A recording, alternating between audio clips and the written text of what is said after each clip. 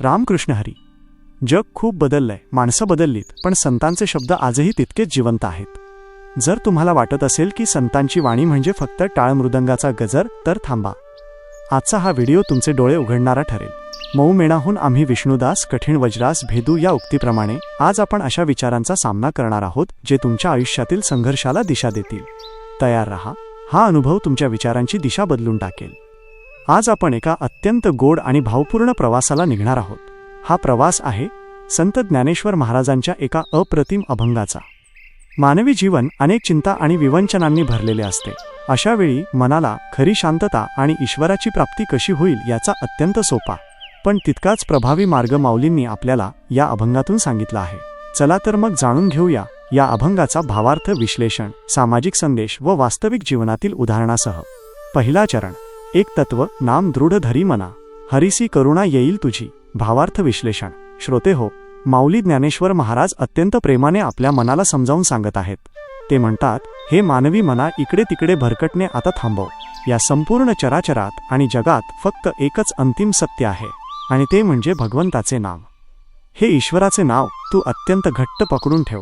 आपल्या अंतःकरणात हा नामाचा विश्वास इतका दृढ असायला हवा की आपला हा परमार्थ पाहून त्या पांडुरंगाला, त्या श्रीहरीला आपली नक्कीच कीव येईल. त्याच्या हृदयात आपल्याविषयी अपार करुणा निर्माण होईल. देवाला प्रसन्न करण्यासाठी बाकी कोणत्याही अवघड सायासांची गरज नाही.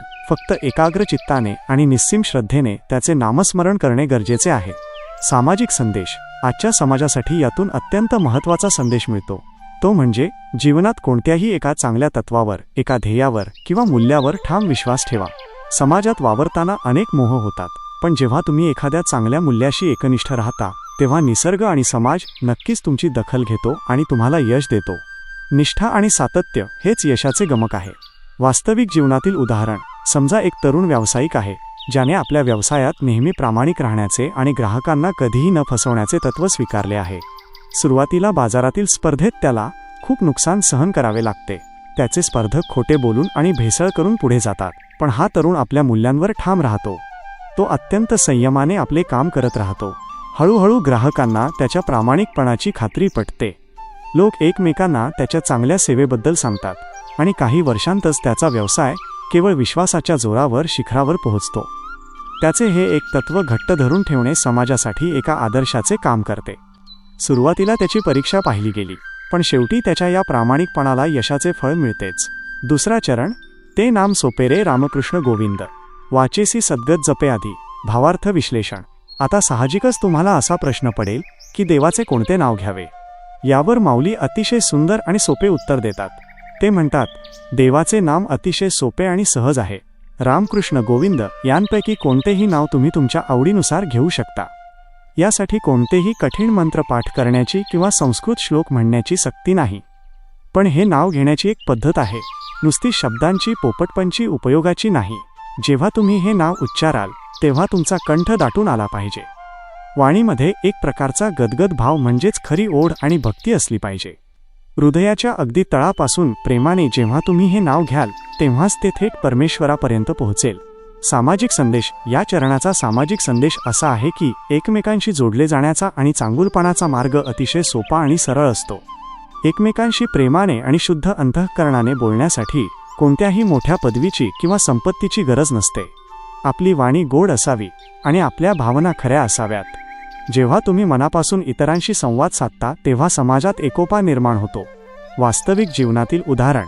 एका शाळेतील शिक्षकाचे उदाहरण घेऊया. शाळेत एक अतिशय खोडकर आणि अभ्यासात मागे असलेला विद्यार्थी असतो. घरातील आणि शाळेतील इतर सर्वजण त्याला सतत ओरडत असतात, अपमानित करत असतात आणि त्यामुळे तो अधिकच बंडखोर आणि हिंसक बनतो. पण एक नवीन शिक्षक शाळेत येतात.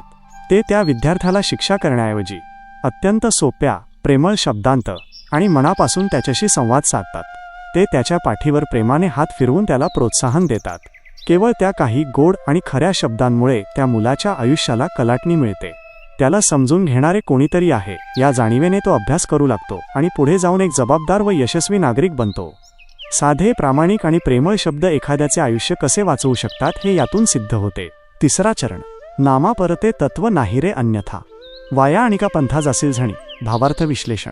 सज्जन हो, आजकाल आपण पाहतो की लोक ईश्वर प्राप्तीसाठी अनेक वेगवेगळे आणि अतिशय कठीण मार्ग शोधत असतात.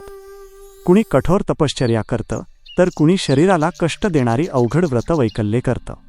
पण माऊली आपल्याला अगदी स्पष्टपणे आणि काळजीपोटी बजावतात की या जगात भगवंताच्या नामाव्यतिरिक्त दुसरे कोणतेही मोठे तत्व नाही. इतर कोणत्याही फसव्या किंवा कठीण मार्गाला जाऊन तुम्ही तुमचे मौल्यवान आयुष्य वाया घालवू नका. खोटा देखावा करण्यापेक्षा किंवा भलत्याच मार्गाला लागून दिशाहीन होण्यापेक्षा अत्यंत सोपा असा हा नामस्मरणाचा मार्ग अवलंबा. हाच तो एकमेव मार्ग आहे जो तुम्हाला खऱ्या समाधानाकडे आणि मोक्षाकडे नक्की घेऊन जाईल. सामाजिक संदेश. या चरणातील सामाजिक संदेश आपल्याला आजच्या काळातील चुकीच्या मार्गांपासून आणि प्रलोभनांपासून सावध करतो. आजच्या समाजात रातोरात श्रीमंत होण्याचे, झटपट यश मिळवण्याचे अनेक चुकीचे मार्ग उपलब्ध आहेत. पण कष्ट आणि नीतिमत्तेच्या मार्गाशिवाय दुसरा कोणताही शाश्वत मार्ग नाही. चुकीच्या आणि सोप्या वाटणाऱ्या मार्गाला लागल्यास माणसाचे आणि त्याच्या कुटुंबाचे संपूर्ण आयुष्य उद्ध्वस्त होते. वास्तविक जीवनातील उदाहरण. आजकाल आपण सायबर गुन्हेगारी किंवा फसव्या गुंतवणूक योजनांबद्दल खूप ऐकतो. एका मध्यमवर्गीय कुटुंबातील व्यक्ती आपल्या मुलांच्या भविष्यासाठी आणि शिक्षणासाठी कष्ट करून पैसे साठवत असते. तिथेच एक भामटा येतो आणि अवघ्या 2 महिन्यांत पैसे दुप्पट करण्याचे किंवा लॉटरी लागल्याचे आमिष दाखवतो. झटपट पैशांच्या मोहापायी ती व्यक्ती आपल्या प्रामाणिक कष्टाच्या मार्गावरून भरकटते, त्या चुकीच्या मार्गावर विश्वास ठेवते आणि स्वतःची आयुष्यभराची कमाई गमावून बसते. जर त्या व्यक्तीने आपल्या कष्टाच्या तत्वावर विश्वास ठेवला असता आणि अशा फसव्या मार्गांकडे दुर्लक्ष केले असते तर तिला हा भयानक मनस्ताप सहन करावा लागला नसता. शॉर्टकट नेहमीच संकटात टाकतो. हाच यामागील अत्यंत कडू पण सत्य धडा आहे. चौथा चरण. ज्ञानदेवा मौन जप माळ अंतरी. धरोनी श्रीहरी जपे सदा. भावार्थ विश्लेषण. या अभंगाच्या शेवटी संत ज्ञानेश्वर महाराज स्वतःच्या आचरणातून आपल्याला एक अत्यंत महान उपदेश करतात. ते म्हणतात की मी स्वतः बाहेरून पूर्णपणे मौन धारण केले आहे, पण माझ्या आत, माझ्या अंतःकरणात श्रीहरीच्या नामाची जपमाळ मात्र रात्रंदिवस सतत सुरू आहे. देव मिळवण्यासाठी बाहेर मोठ्याने ओरडून जप करण्याची किंवा केवळ लोकांना दाखवण्यासाठी माळ ओढण्याची अजिबात गरज नाही. तुमचे शरीर बाहेरून शांत असू दे, पण तुमचे मन मात्र आतून सतत ईश्वराच्या अनुसंधानात असले पाहिजे. हृदयाच्या गाभाऱ्यात त्या श्रीहरीला घट्ट पकडून ठेवा आणि प्रत्येक श्वासासोबत त्याचे स्मरण करा. हाच खरा जप आहे आणि हीच खरी अंतरीची भक्ती आहे.